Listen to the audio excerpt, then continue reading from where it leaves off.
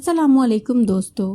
कहानी में आगे बढ़ने से पहले अगर अभी तक आपने हमारे चैनल को सब्सक्राइब नहीं किया तो जल्दी से चैनल को सब्सक्राइब कर लें ताकि ऐसी ही अच्छी अच्छी कहानियाँ आपको वक्त पर मिलती रहें। मैं अपने कमरे में घूंघट ओढ़े बैठी थी। मेरा दिल बहुत तेज़ी से धड़क रहा था। मैं अपने शोहर के आने का इंतज़ार इसलिए भी कर रही थी क्योंकि उसने मुझे बहुत उम्मीदें दिलाई थीं, बहुत वादे किए थे मुझसे। ये उस दिन की बात थी जब गर्मियों की तपती दोपहर में मैं अपनी सब्जी रेड़ी उठाए आहिस्ता आहिस्ता अपने घर की तरफ जा रही थी। लग रहा था कि अब मुझसे कोई सब्जी नहीं लेगा। हम लोगों का पेशा ही ऐसा था, अक्सर ही जिल्लत का एहसास होता रहता था। और भरभरी दोपहर में कौन भला हमसे सब्जी लेता। माँ तो मेरी घर घर फिर कर चूड़ियाँ बेचती थी, मगर चूड़ियाँ पहनने के लिए अक्सर औरतें घर के अंदर बुला लेती। अम्मा को ये बात पसंद न थी। उनके साथ 2-3 बार ऐसे हादसात हुए कि उन्होंने मुझे चूड़ियाँ बेचने से हटाकर सब्जी बेचने पर लगा दिया। पर रेड़ी तो मैं चला नहीं सकती थी क्योंकि रेड़ी चलाना मर्दों का काम है। उस तरह से आवाज़ भी नहीं निकाल सकती थी। सो मैंने एक टोकरी में सब्जी रखकर बेचना शुरू कर दिया। मैं करीब ही दुकान से सब्जी ले जाती और घर घर फिरकर बेच देती। इससे मुझे कुछ पैसे बन जाते थे जो मेरे 2 वक्त के खाने का इंतज़ाम हो जाता। लेकिन आज जब मैं भरी दोपहर में सब्जी बेच रही थी, गली सुनसान थी और कोई भी इंसान बाहर नहीं था, इसीलिए मुझे लग रहा था कि मेरी सब्जी नहीं बिकेगी। मेरी आंखों से गर्मा गर्म आंसू निकलने लगे थे क्योंकि उस वक्त सब लोग सुकून की नींद सो रहे थे। एक मैं थी जो अपनी रोटी कमाने के लिए गलियों में फिर फिर कर इस तरह सब्जी बेच रही थी। तभी एक आदमी ने दरवाज़ा खोला। मैं उसे देखकर हैरान रह गई थी क्योंकि वह मुझे अजीब सी नज़रों से देख रहा था। इधर आ लड़की, उस आदमी ने मुझे इशारे से अपनी तरफ बुलाया। मैं सब्जी बेच बेच कर थक चुकी थी। मुझे लगा शायद उसने सब्जी लेना होगी, पर वो सब्जी लेने के मूड में तो नहीं था। उसने मुख्तसर सा लिबास पहना हुआ था, उसकी शलवार घुटनों तक थी। मुझे उसका हुलिया अजीब सा लगा। फिर भी सब्जी बेचने की लालच में मैं उसके करीब चली गई। तभी उसने एक झटके से मेरे सर से सब्जी वाली टोकरी उतार कर नीचे फेंकी और मुझे घसीटता हुआ अंदर ले गया। मेरा तो दिल ज़ोर ज़ोर से धड़कने लगा। ऐसा आज तक नहीं हुआ था। मुझे दीवार से लगाकर उसने मेरे मुंह पर हाथ रखा और बोला, चिल्लाने की कोशिश मत करना। मुझे लगा जैसे मेरी इज्जत दागदार हो जाएगी। आज इस गली में तो कोई मुझे बचाने वाला भी नहीं था। कोई भी होता तो यही कहता कि कसूर इस लड़की का है, पर इस लड़के ने एक ऐसी अजीब बात की। घर घर फिरकर तुम सब्जी बेचती हो, तुम्हें क्या लगता है लोग तुम्हें कैसा समझते होंगे? पागल बेवकूफ़ लड़की। लोग ऐसी लड़कियों को ठीक नहीं समझते। उन्हें पैसे देते हैं और ये कहते हैं कि हमारे साथ थोड़ा वक्त गुजार लो। क्या तुम भी ऐसी हो? मुझे नहीं लगता तुम एक शरीफ घर की लगती हो। फिर दोपहर के इस पहर जब सब लोग सो रहे हैं तो तुम ये क्या बेच रही हो? तुम्हारी आवाज़ मेरे कानों में पड़ती है तो नींद नहीं आती। मैं कॉलेज से थका हारा आता हूँ। तुम जानती तो हो कि इंसान को जब नींद आती है तो उसे सुकून की ज़रूरत होती है। तुम हर रोज़ आ जाती हो, इसी तरह तुम चीखती चिल्लाती हो और मेरी नींद उजाड़ती हो। खुदा के लिए आइंदा मेरी गली में मत आना, वरना मैं तुम्हारा बुरा हशर कर दूंगा। अब जाओ यहाँ से और चिल्ला चिल्ला कर ड्रामा लगाने की कोशिश मत करना। तुम जानती तो हो कि किसका घर है। अगर नहीं भी जानती तो जान जाओगी, इसलिए ज़्यादा शोर शराबा मत करना। चुपचाप यहाँ से चली जाओ। इससे पहले कि वो मुझे धक्का देकर दोबारा दरवाजे से बाहर निकालता, मेरी आंखों से टिप टिप आंसू गिरने लगे। रो रो कर मेरा बुरा हाल हो चुका था। इतनी ज़्यादा जिल्लत का एहसास आज तक कभी नहीं हुआ था। दरवाजे से निकालने से पहले वो मेरे पास आया और बोला, तुम्हें बुरा लगा, मुझे माफ़ कर दो। वो खुद भी परेशान हो गया था। नहीं कोई बात नहीं, हम लोगों की औकात ही यही है। अस्तगफिरुल्लाह, उसने बड़े ही प्यारे अंदाज में कहा था। मैं कौन होता हूँ किसी की औकात तय करने वाला। बस मुझे गुस्सा आ गया था। मेरी नीयत गलत नहीं थी, ना ही मैं तुम्हें हाथ लगाना चाहता था। बस हुआ कुछ यूं कि मुझे गुस्सा आ गया। अगर तुम्हारी जगह कोई आदमी होता तो मैं उसे थप्पड़ दे मारता। उसकी ये बात सुनकर मैं मुतासिर हो गई। मैंने उसे कुछ नहीं कहा और वहां से निकल आई। पर ना जाने क्यों उस शख्स की आजिज़ी और नरम मिजाजी मुझे याद रह गई थी। मैं उसे याद करती करती घर तक आ गई। रास्ते का पता ही नहीं चला कि रास्ता कैसे गुजरा। मैं जब घर आई तो थकी हारी अपने कमरे में आकर लेट गई। अम्मा भी सो रही थी। میں نے آج زیادہ سبزی بیچنے کی کوشش کی تو اپنی بے عزتی کروا کر گھر آ گئی۔ میں اپنے کمرے میں آ کر اپنے آپ کو کوسنے لگی، پر میں نہیں جانتی تھی کہ اسی لمحے میری قسمت بدل جائے گی اور میں دنیا کی خوش قسمت ترین لڑکی بن جاؤں گی۔ اگلے ہی دن مجھے راستے میں وہی لڑکا ملا۔ اس کی آنکھوں میں میرے لیے بہت تاثرات تھے۔ اسے دیکھ کر لگتا تھا جیسے وہ مجھ سے بہت متاثر ہے۔ میں اسے بنا کچھ کہے آگے بڑھ گئی۔ وہ میرے پیچھے پیچھے آیا اور بولا، مجھ سے شادی کر لو۔ میں اسے دیکھ کر حیران رہ گئی۔ شادی کر لوں؟ تمہارا دماغ تو ٹھیک ہے؟ میں نے حیرت سے کہا۔ کیوں، تمہیں کوئی اور پسند ہے کیا؟ نہیں، ایسی بات نہیں، پر تمہارا اور میرا کوئی جوڑ نہیں بنتا۔ جوڑ بنانے والی تم کون ہوتی ہو؟ یہ تو اللہ طے کرتا ہے۔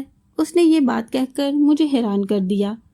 میں خاموشی سے آگے بڑھ گئی تو اس نے اونچی آواز میں کہا، کل رشتہ لے کر آؤں گا تمہارے گھر، منع مت کر دینا۔ تمہیں کیا لگتا ہے میں کسی محل میں رہتی ہوں؟ میں پیچھے پلٹ کر آئی اور اس کی آنکھوں میں آنکھیں ڈال کر کہا، میں جانتا ہوں تم کہاں رہتی ہو، زیادہ ڈرامے مت کرو۔ تمہیں مجھ جیسا لڑکا ملے تو اور کیا چاہیے؟ اس نے غرور سے کہا تھا۔ مجھے تم نہیں چاہیے، کیوں؟ کیا کوئی اور پسند ہے؟ وہ سختی سے بولا۔ میں وہاں سے جان چھڑا کر بھاگ آئی، پر جب شام کو میں واپس گھر آئی تو ہماری جھونپڑی کے باہر بڑی سی گاڑی کھڑی تھی۔ اس گاڑی کو دیکھ کر لگتا تھا کہ جیسے میرے تو نصیب ہی بدل گئے ہیں، اور واقعی میں میرے نصیب بدل گئے تھے۔ ان لوگوں نے آ کر میرا براہ راست رشتہ ہی مانگ لیا۔ اس لڑکے کا نام وہاب علی تھا۔ وہاب علی شکل کا ہی نہیں بلکہ کردار کا بھی بہت خوبصورت لگتا تھا۔ اگرچہ میں وہاب کو کچھ خاص جانتی نہیں تھی، اور جب میرا اس کے ساتھ رشتہ ہونے لگا تو وہ مجھے پسند آ گیا۔ میں بھی خوش ہو گئی کہ چلو اتنے بڑے گھرانے میں بیاہ کر جاؤں گی تو میری زندگی سنور جائے گی۔ میرے اس رشتے سے سب سے زیادہ خوش میری پھپھو جان تھی، جو روزانہ ہی میرے گھر آیا کرتی۔ مجھے مبارکباد دے کر بولی، بیٹی، میں تو سوچ بھی نہیں سکتی تھی کہ اتنے امیر گھرانے سے لڑکا آ کر تمہیں پسند کر جائے گا۔ ارے ہمارے زمانے میں تو شادی کے مناظر ہی مختلف ہوا کرتے تھے۔ لوگ لڑکی کو شادی سے ایک دن پہلے بتاتے تھے کہ کل تیری شادی ہے۔ میں نے کہا، پھپھو، میں نے بھی لڑکے کو خود پسند نہیں کیا، بلکہ لڑکے نے مجھے پسند کیا ہے۔ میں تو اس کے بارے میں جانتی بھی نہیں۔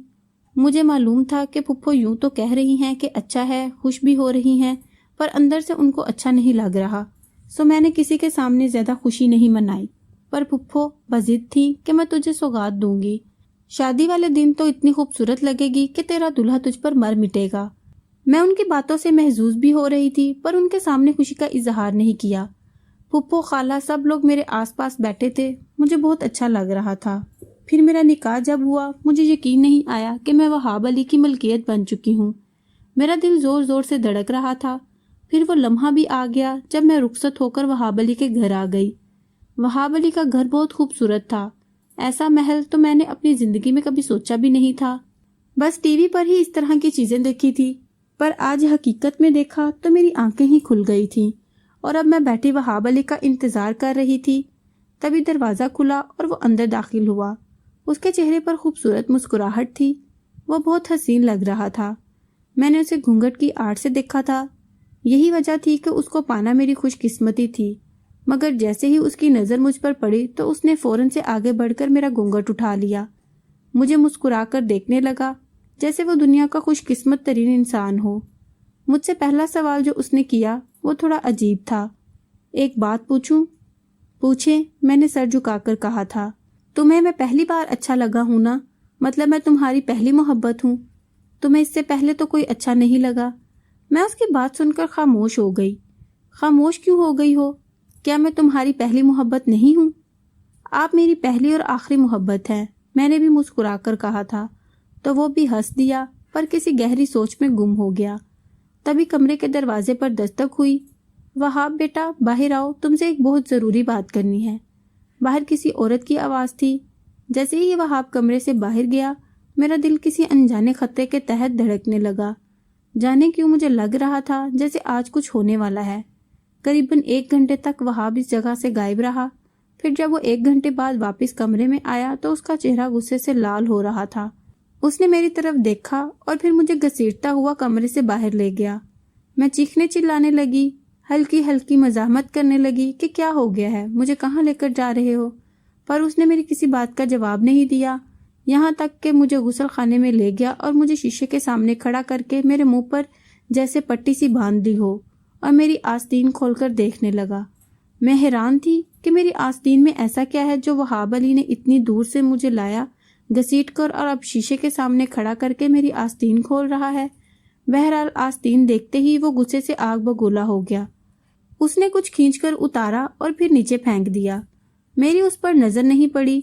मुझे याद आ गया था कि ये क्या था, पर इस बात की समझ नहीं आई थी कि वहाब अली इतना गुस्सा क्यों कर रहा था। फिर यहाँ तक कि वो मुझे घसीट कर बाहर लाया, सेहन में खड़ा करके सबके सामने बोला, मैं तुम्हें तलाक देता हूँ, तलाक देता हूँ, तलाक देता हूँ।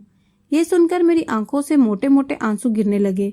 मैंने आखिर कसूर ही क्या किया था कि उस शख्स ने मुझे सबके सामने तलाक देकर रुस्वा कर दिया था। आखिर मेरा क्या कसूर था? मैं रोती रही, चिल्लाती रही कि अगर यही सब करना था तो तुमने मुझसे शादी ही क्यों की। बोला कि निकल जाओ मेरे घर से, दफा हो जाओ। मैं तुम जैसी लड़की से शादी तो दूर की बात, वक्त गुजारना भी पसंद नहीं करता। ये सुनकर मुझे बहुत हैरत हुई थी। समझ नहीं आया कि आखिर अचानक ऐसा क्या हो गया कि मेरी आस्तीन से निकलने वाली चीज ने मेरे शोहर का दिमाग घुमा कर रख दिया। मैं खामोश रह गई। अब चीखने चिल्लाने का कोई फायदा नहीं था। अपना गुस्सा तो मैंने बोल बोल कर निकाल ही दिया था। अब बस घर जाने का वक्त आ गया था। मेरे साथ और कोई नहीं था। मैके से आई सभी औरतें वापस जा चुकी थी, क्योंकि इस आलीशान बंगले में रहकर वो मेरी शान में कमी नहीं लाना चाहती थी। मैं अपने दुखी दिल के साथ इस बंगले से निकली, एक रिक्शा पकड़ा जो कि मेरी औकात की सही तर्जुमानी करता था, और अपने घर चली आई। मेरे पास कुछ नहीं था, क्योंकि मैं तो जहेज भी नहीं लेकर आई थी। उस वक्त मुझे लग रहा था जैसे पूरी दुनिया मुझसे छीन गई है, जैसे मैं खाली हो गई हूँ। पर मैं नहीं जानती थी कि ये सब मेरे अपनों ही का किया धरा है। बहरहाल मैं अपने घर पहुंची, दरवाजे पर दस्तक दी। अम्मा ने दरवाजा खोला तो मुझे देखकर उनके चेहरे पर हजारों अंदेशे लहरा गए। क्या हुआ बेटी? अम्मा ने कांपती हुई आवाज में पूछा। तो मैंने कहा, तलाक दे दी है अम्मा उसने मुझे। मैं नहीं जानती कि ऐसा क्यों किया। ये सुनना था कि अम्मा जमीन पर गिरकर बेहोश हो गई, जबकि अब्बा और भाई मुझे दिलासा देने लगे। मेरा भाई तो छोटा सा था, वो बेचारा क्या ही कर सकता था। अब्बा कमजोर थे, वो क्या कर सकते थे सिवाय अपनी बेटी को तसल्ली देने के। अम्मा को भी पानी फेंककर होश में लाया गया। अम्मा होश में आई तो गुमसुम सी थी। बोली कि मेरी बेटी ने क्या कसूर किया जो उसको शादी वाले दिन ही तलाक मिल गई। मैंने कहा, अम्मा उसने मेरे आस्तीन फाड़ कर देखी, खुदा जाने उसे इसमें क्या मिला कि उसने मुझे सीधी सीधी तलाक ही दे दी। अम्मा अफसोस करने लगी, जबकि मेरा तो रोना खत्म नहीं हो रहा था। बहरहाल वक्त ठहरता तो नहीं है। अम्मा कहने लगी, सुबह हमने काम पर भी जाना है। तेरी शादी का सोचकर अपनी उम्र भर की जमा पूंजी लगा दी थी। सोचा था कि अब तेरी तरफ से कुछ न कुछ मिल जाएगा, जिससे हमारी सालों की गुर्बत दूर हो जाएगी। पर अब तो हमें काम पर जाना है ना सुबह। यह कहकर अम्मा फिर से रोने लगी। बोली कि अब सोने की कोशिश करो, सुबह उठेंगे तो बहुत सारी चीजें करनी है। तेरा शादी का ये जोड़ा ही बेचकर अपने कुछ कर्जे उतर जाएंगे जो हमने शादी के लिए लिए थे। मैंने कहा, ठीक है अम्मा, शादी का ये जोड़ा तकरीबन 70-80 हजार का तो होगा। ये कहकर मैं अम्मा को तसल्ली दी। हम लोग सोने के लिए लेट गए। मैंने वो अरूसी जोड़ा एहतियात से उतार कर रख दिया था। इस पर नजर पड़ते ही आंखों से टिप टिप आंसू गिरने लगते थे। बहरहाल मैंने उसे रख दिया था। सुबह होने का इंतजार था मुझे लग रहा था जैसे कोई मौजा हो जाएगा कि मेरी जिंदगी बदल जाएगी, पर ऐसा नहीं हुआ। सुबह मेरी आंख खुली तो इस हकीकत को याद करके ही मेरे दिल पर कयामत गुजरने लगी थी। एक चीज मुझे मिली ना होती तो इसका अफसोस भी ना होता, लेकिन किसी का मिलकर खो जाना बहुत बड़े दुख की बात है, और वो दुख मैं ही महसूस कर सकती थी। रफ्ता रफ्ता मैं संभलने लगी, यहाँ तक कि दोबारा काम पर जाने लगी। मैंने खुद को तकरीबन संभाल लिया था, पर अब दिल में यही खटका रहता कि कहीं इस बेवफा को मैं नजर न आ जाऊं। मैंने तो उन गलियों की तरफ जाना भी छोड़ दिया था। एक दिन मेरे पुप्पो के घर से इत्तला आई कि पुप्पो बहुत बीमार हैं। मैंने कुछ ना पूछा और पुप्पो के घर चल पड़ी। पुप्पो को हमेशा से ही मुझसे बहुत ज्यादा उनसियत और मोहब्बत रही थी। पुप्पो वाकई बीमार बिस्तर पर पड़ी करा रही थी। मैंने उनके करीब जाकर सलाम किया तो मुझे देखकर उनकी आंखों से आंसू गिरने लगे। बेटी, मुझे माफ कर दे, पुप्पो ने मेरे आगे हाथ जोड़ते हुए कहा। क्या बात है पुप्पो, आप इतनी गमज़दा क्यों हो रही हैं? मुझसे क्यों माफ़ी मांगती हैं? अल्लाह आपको माफ़ करे। तुझे नहीं पता बेटी कि मैं तेरी बहुत बड़ी मुजरिम हूँ, पुप्पो ने हाँफते हुए जवाब दिया। ऐसा क्या कर दिया पुप्पो आपने? आप क्यों ऐसी बातें कर रही हैं? आपने कुछ नहीं किया। میں نے ان کو سینے سے لگانا چاہا تو وہ الگ ہو کر بولی، میں بہت گناہگار ہوں بیٹی، تیری طلاق میری وجہ سے ہی ہوئی ہے۔ پھپھو کی یہ بات سن کر میرے تو جیسے سر پر بجلیاں گر پڑی۔ کیا مطلب ہے پھپھو آپ کا؟ بیٹی، جب تیرا رشتہ آیا تو میں حسد میں مبتلا ہو گئی تھی۔ تو جانتی ہے کہ سائمہ کب سے گھر میں پڑی ہے، بیچاری بوڑھی ہو گئی ہے، بالوں میں چاندی اترنے لگی ہے، اس کے ابھی تک کوئی رشتہ نہیں آیا تھا۔ پھر جب تیرا رشتہ آیا تو مجھے لگا کہ جیسے ہم سب سے پیچھے رہ جائیں گے۔ میں یہ تو نہیں جانتی تھی کہ واقعی پیچھے رہ جائیں گے یا پھر اس حرکت کے بعد بالکل ہی گر جائیں گے، پر میں نے وہ کر ڈالا جو میں چاہتی تھی۔ یاد ہے تیری شادی والے دن میں تیرے پاس آئی تھی ایک تعویذ لے کر؟ ہاں پھپھو، آپ آئی تھی، میں نے ذہن پر زور دیتے ہوئے کہا۔ بس بیٹی، وہ تعویذ نہیں تھا، وہ تیری بربادی کی داستان تھی۔ کیا مطلب؟ میں نے حیرت سے پوچھا۔ اگرچہ دکھ مجھے بھی بہت ہو رہا تھا بیٹا، تم نے جس لڑکے سے شادی کی اس لڑکے کو تو پسند آ گئی تھی، پر اس کی ماں کو ہرگز پسند نہ تھی۔ وہ ہم جیسے جھگی والوں میں رشتہ نہیں جوڑنا چاہتی تھی۔ پھر اس کی ماں میرے پاس آئی، اس نے مجھ سے کہا کہ آپ ہی ان لوگوں کو روکیں۔ میں یہ بات شاید تم لوگوں کو بتا دیتی، پر اس نے مجھے بہت سارے پیسے دینے کا وعدہ کیا۔ میں بھی لالچ میں آ گئی، کچھ میرا اپنا حسد بھی کام آ گیا۔ میں نے کہا میں اس شادی کو خود روکوں گی۔ تم مجھے یہ بتاؤ، تمہارے بیٹے کو کیا بات بری لگتی ہے؟ وہ عورت بولی کہ میرے بیٹے نے اس لڑکے کا کردار دیکھ کر اسے شادی کی تھی، کیونکہ یہ بہت ہی خوبصورت کم سن ہے۔ میں نے کہا کہ ٹھیک ہے، میں اس کی یہ غلط فہمی بھی دور کر دوں گی۔ تب میں نے شادی کی رات تیری کلائی پر ایک تعویذ نما چیز باندھی تھی، پر وہ تعویذ نما چیز ایک خون کا پیکٹ تھا جس میں خون بھرا ہوا تھا۔ یہ تمہاری معصومیت ثابت کرنے کے لیے تھا۔ تمہاری ساس کو بھی میں نے بتا دیا تھا۔ پھر شادی کی رات تمہارا شوہر تمہارے پاس آیا، اس سے پہلے ہی اس کی ماں نے اس کو باہر بلا لیا اور کہا کہ یہ لڑکی بد کردار ہے، اس نے اپنی کلائی پر خون کی ایک چھوٹی سی پیکٹ باندھی ہوئی ہے تاکہ تمہیں دھوکہ دے سکے۔ اس بات پر وہ لڑکا غصے میں آ گیا، اس نے آ کر اس بات کی تصدیق کی اور شاید تصدیق کے لیے اس نے تمہاری آستین پھاڑی۔ بس تبھی سے اس سے اس حقیقت کا پتہ چل گیا کہ تو پاک دامن نہیں ہے اور اس نے تجھے سب کے سامنے طلاق دے دی۔ حالانکہ یہ سارا منصوبہ تو میرا تھا، میں نے تیری کلائی پر وہ تعویذ باندھا تھا تو مجھ پر بھروسہ کرتی تھی، اس لیے تو نے اسے اتارا نہیں۔ سوچا ہوگا کہ یہ تو خوش قسمتی کی علامت ہے۔ بس بیٹی، مجھے معاف کر دو، میں حیران پریشان رہ گئی تھی۔ سمجھ نہیں آتا کہ اب میں پھپھو سے محبت کروں، نفرت کروں، ترس کھاؤں یا انہیں معاف کر دوں، کیونکہ جو انہوں نے میرے ساتھ کیا وہ یقیناً زندگی کا سب سے بڑا دھوکہ تھا۔ اس کا نقصان بھی ناقابل تلافی ہے۔ اگر میں اپنے شوہر کے پاس جانا بھی چاہوں تو نہیں جا سکتی۔